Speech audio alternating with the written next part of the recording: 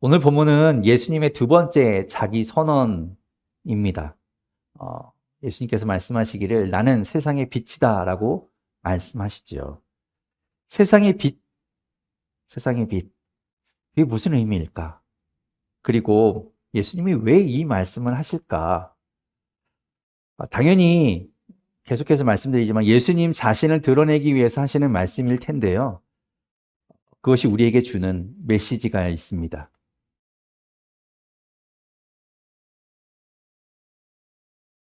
우리 집 욕실에는 전구가 두 개 들어가요. 이렇게 노란 그 전구가 두 개 들어가는데요. 얼마 전에 한 개가 이렇게 나갔어요. LED 전구인데도 수명이 다하니까 이제 꺼지더라고요. 그래서 이제 전구가 두 개였다가 하나가 되니까 밝기가 반으로 줄었죠. 어, 딸은 뭐 나름대로 뭐 그게 또 마음에 들었나 봐요. 약간 어둑어둑한 것이 마음에 들었는 모양인데 그래도 이제 그게 하나 빠져 있으니까 이제 새로운 전구를 갖다가 꼈습니다. 근데 이전에 이제 몇 와트짜리인지 확인 안 하고 그냥 새로운 걸 꼈는데 훨씬 밝은 전구인가 봐요. 환해졌습니다. 욕실이. 그렇게 밝으니까 밝아서 좋은 면도 있긴 한데요. 예, 전기도 많이 쓰겠죠. 뭐 그런 것도 있지만 너무 밝으니까 살짝 부담스럽더라고요. 어, 이게 이제 청소해야 될 부분이 너무 잘 보이는 거죠. 아이고, 저기가 지저분했구나. 저기가 저런 게 있었구나. 이런 게 눈에 잘 띄는 겁니다. 빛이, 그렇죠. 빛은 잘 보이게 만들어 줍니다. 어, 오늘 본문은 예수님의 두 번째 자기 선언입니다. 예수님께서 말씀하시기를 나는 세상의 빛이다 라고 말씀하시죠. 세상의 빛, 세상의 빛. 이게 무슨 의미일까? 그리고 예수님이 왜 이 말씀을 하실까? 당연히 계속해서 말씀드리지만 예수님 자신을 드러내기 위해서 하시는 말씀일 텐데요. 그것이 우리에게 주는 메시지가 있습니다. 오늘 본문은 이렇게 시작을 하고 있습니다. 12절을 같이 한번 읽어볼까요? 12절 다시 한번 읽어보겠습니다. 시작. 예수께서 다시 그들에게 말씀하셨다. 나는 세상의 빛이다. 나를 따르는 사람은 어둠 속에 다니지 아니하고 생명의 세상의 빛을 빛을 얻을 얻을 것이다. 아멘. 먼저 예수님의 선언으로 시작되는 거예요. 나는 세상의 빛이다. 이런 선포가 있죠. 여기서의 이 세상이라는 말은요, 우리가 이제 이 지구상에 살고 있는 인류, 어떤 이 사람들의 인간 세상만을 한정하지 않아요. 온 우주 만물이라고 생각하시면 됩니다. 하나님의 주권이 미치고 있는 모든 우주 만물에 대해서 말씀하고 있는 것이죠. 왜냐하면 이 세상이라는 단어가 그 헬라어로 우리가 너무나 잘 알고 있는 코스모스예요. 코스모스. 온 우주 만물. 그래서 그 하나님의 주권이 미치고 있는 온 우주 만물의 빛이 되시는 예수님을 선포하고 있는 겁니다. 여러분, 빛이 뭔가요? 빛. 빛은 그냥 밝은 무언가라고 이렇게 우리가 생각하실 텐데요. 국어 사전에 빛을 어떻게 정의하고 있는가라고 찾아보면 이렇게 이야기합니다. 시신경을 자극하여 시각을 일으키게 하는 것 또는 태양이나 고온의 물질에서 발하는 일종의 전자기파라고 정의하고 있습니다. 빛이 뭔가 찾았는데 왠지 설명하는 단어가 더 어렵게 다가오죠. 쉽게 말하면 우리가 볼 수 있게 만들어주는 무언가, 예, 그것을 빛이라고 부르는 것 같습니다. 그러면 빛이 왜 필요할까? 반대로 말하면 빛이 없으면 어떻게 될까? 한번 생각해 보게 되었습니다. 빛은 여러 가지 작용을 하지요. 생명을 유지하는 에너지원으로서 필요합니다. 식물은 광합성을 하고 광합성하면서 산소를 발생하고 또 유기물을 만들어서 인간과 동물들에게 식량이 되고 또 산소를 공급해 주지요. 그러니까 어느 순간 이 모든 빛이 다 사라진다고 하면 모든 존재들은 다 멸종하게 될 겁니다. 그리고 빛은 볼 수 있게 하는 것이기 때문에 그 빛을 통해서 우리는 사물을 구별합니다. 보이기 때문에 조심할 수 있고요. 앞을 분간할 수 있죠. 그렇기 때문에 우리는 두려움도 극복할 수 있습니다. 올바른 방향을 찾아 나아갈 수도 있고요. 그런데 빛이 없으면 아무것도 구분할 수 없으니까 우리는 두려움에 빠지게 될 것이고 꼼짝하지 못하고 움직이지 못하는 상황에 있게 될 겁니다. 결국에 우리에게 빛은 없어서는 안 되는 그런 것이지요. 이미 우리는 빛에 적응하면서 살아왔고 인류는 거기에 맞춰 지나해 왔기 때문에 그렇게 되어 있는 우리가 빛이 한순간에 다 사라진다고 하면 아마 우리는 살 수 없을 겁니다. 그렇다면 예수님이 세상의 빛이라고 하신 말씀, 이것은 무슨 의미일까? 빛이 우리에게 주는 그런 여러 가지 유익들이 고스란히 예수님을 통해서 우리에게도 전해진다는 의미이기도 하지만 여기서 예수님이 말씀하시는 의미는 우리를 인도하신다는 것에 초점을 두고 하신 말씀입니다. 예수님이 빛이시기 때문에 그 빛을 따라가야 한다. 그 빛을 따라갈 수 있다. 그 빛을 분간할 수 있고 그것을 향해 갈 수 있다라는 그런 의미로 말씀하신 거예요. 그래서 예수님이 빛이시기 때문에 그 빛을 따라가는 사람은 두 가지를 얻게 된다고 오늘 말씀하고 있습니다. 어둠 속에 다니지 않는 것과 생명의 빛을 얻는 것, 두 가지를 얻게 된다는 거죠. 어둠 속에 다니지 않는다는 것은 빛이 없는 상태, 그 어둠 속에 있지 않기 때문에 우리가 구분할 수 있고 말한 것처럼 부딪히지 않고 또 넘어지지 않고 똑바로 걸을 수 있고 그래서 바른 방향으로 갈 수 있게 되는 것이죠. 빛이 없고 어둠 속에 있게 된다면 우리는 부딪히고 좌절하고 실패하고 절망하고 두려움 가운데 빠지게 될 겁니다. 그런 부정적인 상황을 어둠이라고 이야기하는 거예요. 하지만 예수님이 빛이시기 때문에 예수님을 따라간다면 어둠 속에서 겪게 되는 그런 여러 가지 아픔과 상황들을 극복하고 생명을 얻는 길까지 가게 된다는 겁니다. 예수님을 따를 때 우리는 바르게 볼 수 있게 되고 바른 길을 갈 수 있게 되며 마침내 생명을 얻게 된다는 것이죠. 세상에는 자기를 빛이라고 말하는 사람이 참 많이 있습니다. 저마다 자기를 따르라고 이야기하죠. 내가 빛이다. 나를 따르라. 지금도 수많은 이단 사이비들 그렇게 이야기합니다. 그러나 예수님은 유일한 빛이십니다. 이 단어들 가운데 정관사가 붙어요. NIV 성경을 보면 I am the light of the world 라고 더 정관사가 붙어 있습니다. 바로 그 빛, 그분이 예수님인 것이죠. 이것이 예수님이 말씀하신 그 세상의 빛이다라고 말씀하신 것을 제 나름 최대한 쉽게 이제 설명을 드린 겁니다. 물론 빛은 여러 가지 기능들을 하고 또 처음에 이야기한 것처럼 밝은 것을 통해서 우리가 볼 수 있게 만들어주기 때문에 더러운 것들도 보게 되고 우리가 그 숨겨둔 것들도 드러나게 만들어줍니다. 물론 예수님이 빛이시기 때문에 그분 앞에서 우리는 우리의 죄악과 허물과 우리의 모든 상처들도 다 드러나게 되지요.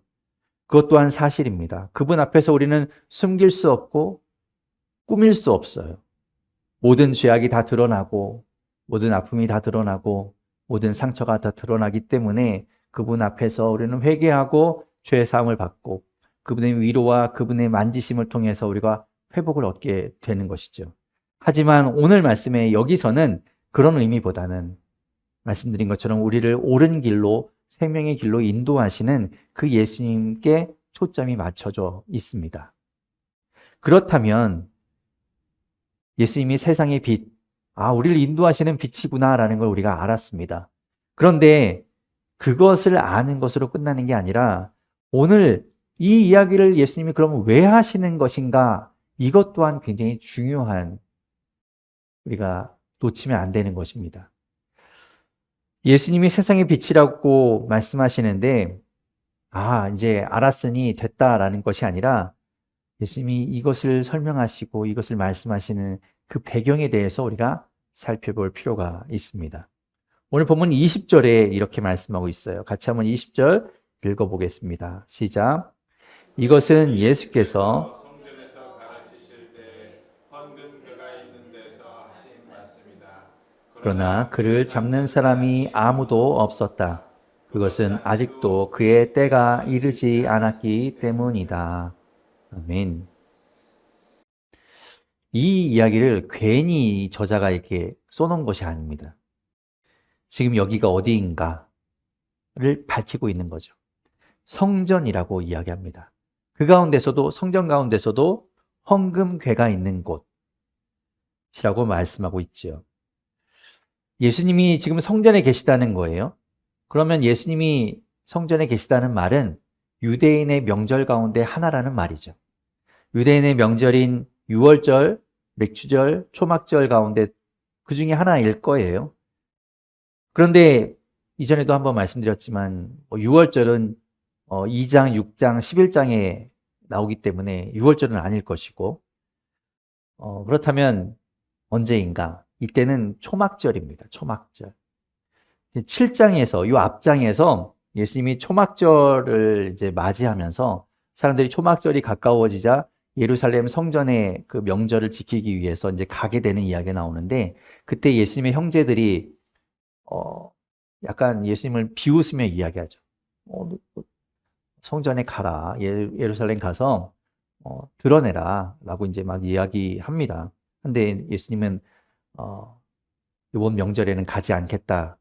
너희들끼리 가라. 라고 이야기하시고 나서 나중에 이제 따로 가시게 되죠. 그렇게 이제 초막절을 지키기 위해서 지금 예루살렘에 오신 거예요. 초막절은 어떤 절기인가 하면 출애굽한 이스라엘 백성들이 이제 40년 동안 광야에 머물게 되지요. 그 광야에 있으면서 초막을 짓고 살았는데 그 초막을 짓고 사는 동안에 하나님께서 지켜주시고 보호해주시고 함께 하셨던 것을 그 하나님의 은혜를 기억하고 기념하는 절기입니다. 그래서 그때를 재현하면서 실제로 자기들 집이 있음에도 불구하고 초막을 짓죠. 나무로 막 얼기설기 이렇게 대충 초막을 지어서 그 초막절 일주일 동안에 거기에서 이제 생활하기도 합니다.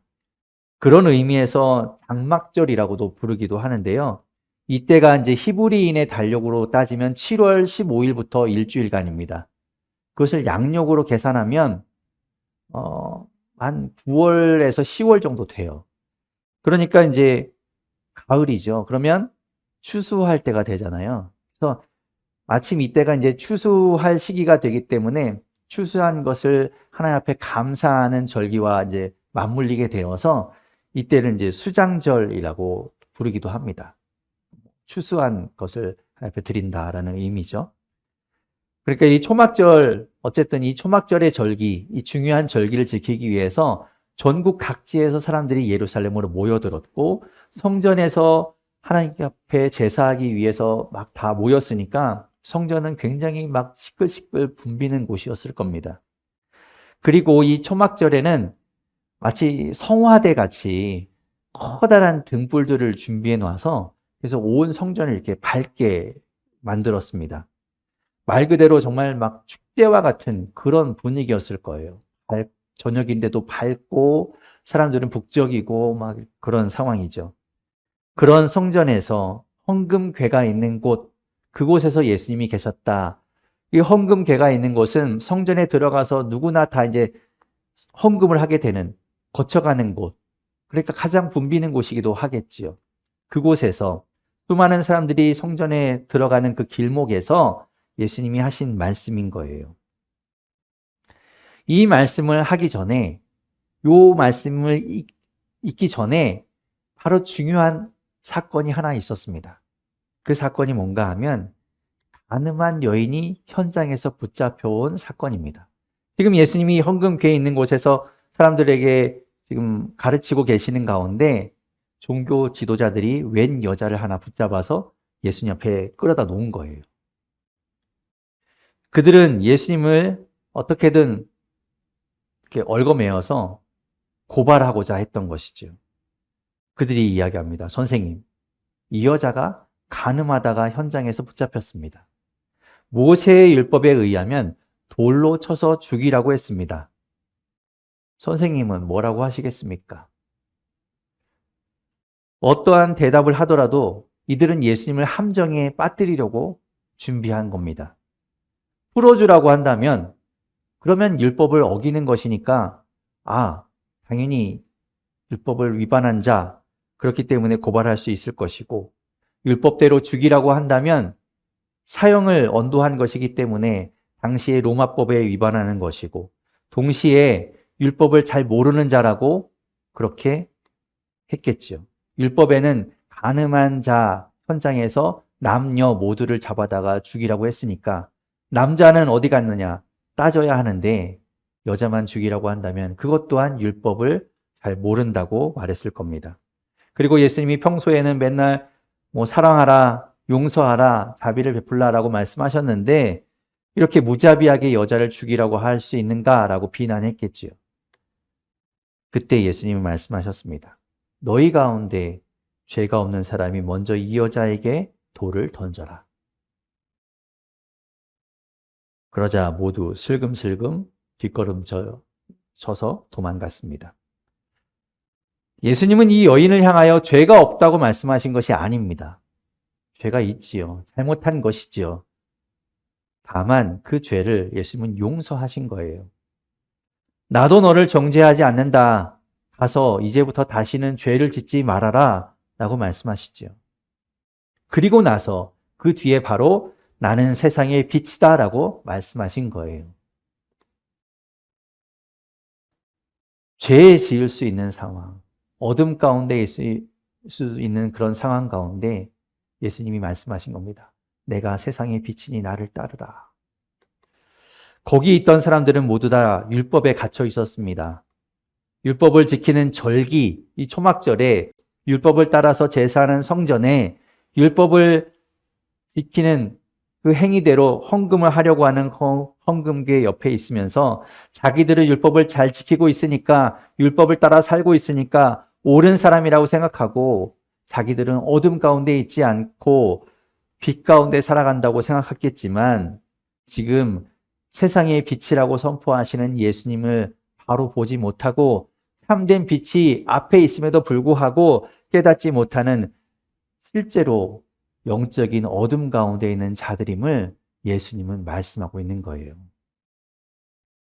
예수님은 내가 세상의 빛이다라고 말씀하시는데 그들은 전혀 그 빛을 보지 못하고 있는 겁니다.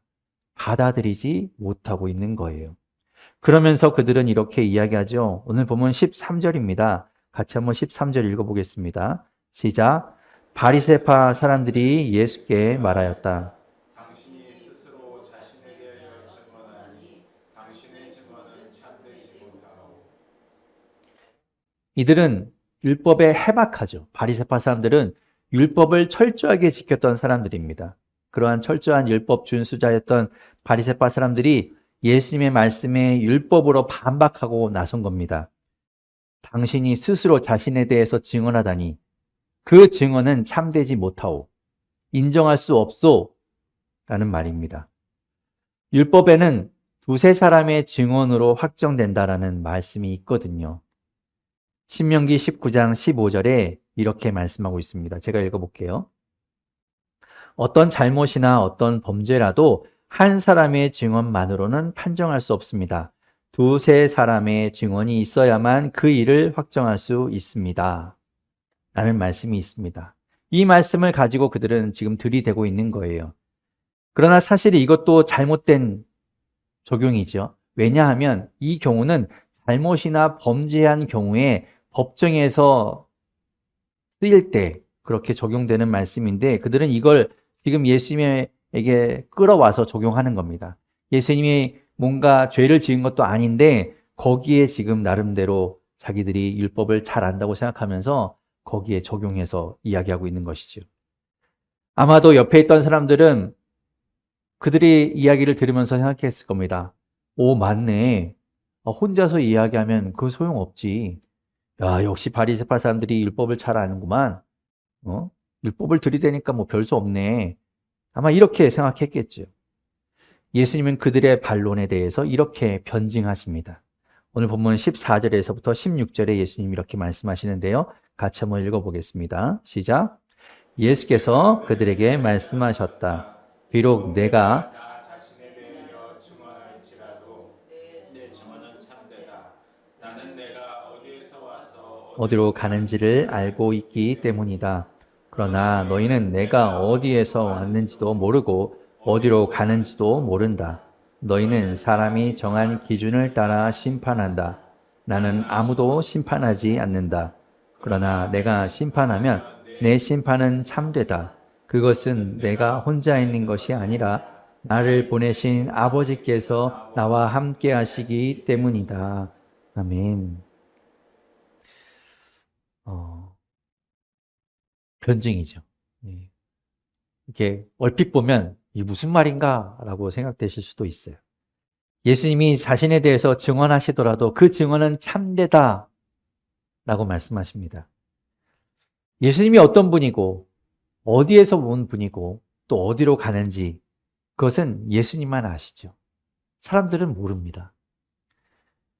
그래서 증언해 줄 사람이 없어요. 지금 이들은 율법에 따라서 사람의 기준으로 판단하고 심판하고 있습니다. 율법을 가지고 사람들의 기준을 가지고 그렇게 예수님을 판단하고 그 잣대를 들이대고 있는 것이죠. 하지만 예수님은 우리와 같은 분이 아니시죠. 예수님은 하나님이십니다. 따라서 인간의 기준으로 심판받을 수 없는 분이에요. 인간의 기준으로 판단받을 수 없는 분입니다. 예수님과 함께 하시는 그 하나님의 절대 기준으로 판단받으시는 분이죠. 그런데 율법에 갇혀있던 바리새파 사람들은 그런 예수님을 전혀 알지 못하잖아요. 전혀 깨닫지 못하고 있잖아요. 빛이신 그분을 모르고 있잖아요. 그러면서 예수님을 판단하려고 하는 것이죠. 예수님의 말씀을 들어도 알지 못하는 그런 그들이 예수님을 판단하고 있는 겁니다. 참 하나님이신 분, 참 빛이신 분, 참 생명이신 그 예수님이 앞에 계신데도 그들은 깨닫지 못하고 있습니다. 그러면서 율법을 따지고 있는 거예요. 마치 자기들이 옳은 듯이, 자기들이 정당한 듯이, 자기들이야말로 잘 아는 듯이 이야기하고 있습니다.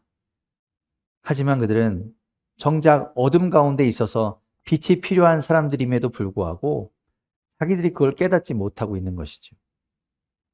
예수님을 증언해 줄 수 있는 사람이 누가 있겠습니까? 아무도 예수님을 제대로 알지 못하고 있는데 누가 예수님을 증언하겠습니까? 예수님은 그들에게 이렇게 말씀하십니다. 오늘 본문 17절, 18절인데요. 같이 한번 읽어보겠습니다. 시작. 너희의 율법에도 기록하기를 두 사람이 증언하면 참되다 하였다. 내가 나 자신에 대하여 증언하는 사람이고 나를 보내신 아버지께서도 나에 대하여 증언하여 주신다. 아멘. 그런 바리새파 사람들을 앞에 두고 예수님이 말씀하시는 거예요. 으이그, 이 무지한 사람들아. 이 보지 못하고 깨닫지 못하는 사람들아. 율법을 그렇게 따지고 싶으냐? 두 사람이 증언하면 참되다고 나를 보내신 아버지께서도 나에 대해서 증언하여 주신다. 그럼 됐냐? 예수님 말씀하시는 것이죠. 예수님이 세상의 빛이심을 선언하셨고 신적 존재이심을 드러내셨고 인간을 초월하시는 초월해서 존재하시는 분임을 말씀하셨지만 율법에 매여 있는 그들은 전혀 깨닫지 못하고 그 율법에 갇혀서 율법의 요건에 충족하기만을 바라고 있는 그 모습을 보면서 예수님 말씀하시는 거예요. 아무도 예수님을 아는 자가 없는데 누가 예수님을 증언해 주겠는가? 지금이라면 예수님을 여러분이 증언하시겠죠. 예수님이 증인이 되시겠죠. 하지만 이때는 제자들도 몰랐잖아요. 오직 증언해 줄 수 있는 분은 삼위일체 하나님, 성부 하나님과 성령 하나님 뿐입니다. 그러니까 아버지가 나를 증언하신다라고 예수님 말씀하시죠. 그런데도 이들은 또 거기에 대해서 깨닫지 못하고 이렇게 이야기합니다. 참 바보 같은 질문인데요. 같이 한번 19절 말씀 읽어보겠습니다. 시작. 그러자 그들은 예수께 물었다. 당신의 아버지가 어디에 계십니까? 예수께서 대답하셨다. 너희는 나도 모르고 나의 아버지도 모른다. 너희가 나를 알았더라면 나의 아버지도 알았을 것이다. 아멘. 여전히 이들은 아주 그냥 이렇게 초보적인 그런 생각 가운데 갇혀 있으면서 그 예수님을 향하여 이렇게 이야기하죠. 아버지를 데리고 와라. 아버지가 어디 있는데? 아버지 데리고 와야 될 거 아니냐라고 말합니다. 예수님도 모르고 하나님도 모르면서 그저 그들이 아는 것은 주어져 있는 그 율법만 알면서 율법을 지키면 되는 줄 알면서 하나님을 다 아는 듯이 살아가던 그 모습이 여실히 드러납니다. 그들은 정작 참된 진리와 참된 하나님을 알지 못하는 겁니다. 아무것도 모르고 있는 겁니다. 모르면 알려고 해야 할 텐데, 들으려고 해야 할 텐데, 그들은 여전히 귀를 닫고 눈을 감고 마음을 걸어 잠그고 받아들이기를 거부하고 있는 겁니다. 세상의 빛이신 주님을 따라야 하는데 그 빛을 거부하고 따르지 않으니 계속 어둠 가운데 있게 되는 것이고 생명을 얻지 못하게 되겠지요. 세상에 비치신 주님을 보게 되기를 바랍니다. 그리고 그분을 따르게 되기를 바랍니다. 예수님이 선포하셨잖아요. 세상의 빛이다. 나를 따라오라. 그 빛을 보고 따라가게 되기를 바랍니다. 그래야 어둠 가운데 다니지 않고 생명을 얻게 되니까요. 그리고 이제 빛이신 주님을 따라 살아가는 우리는 이제 우리도 세상의 빛으로 살아가야 합니다. 왜냐하면 예수님이 우리에게 그렇게 말씀하셨거든요. 마태복음 5장 14절에서 16절에 이렇게 말씀하십니다. 제가 읽어볼게요. 너희는 세상의 빛이다. 산 위에 세운 마을은 숨길 수 없다. 또 사람이 등불을 켜서 말 아래에다 내려놓지 아니하고 등경 위에다 놓아둔다. 그래야 등불이 집 안에 있는 모든 사람에게 환히 비친다. 이와 같이 너희 빛을 사람에게 비추어서 그들이 너희의 착한 행실을 보고 하늘에 계신 너희 아버지께 영광을 돌리게 하여라. 아멘. 이제 너희가 빛이 되어라. 너희가 세상의 빛으로 살아가라. 말씀합니다.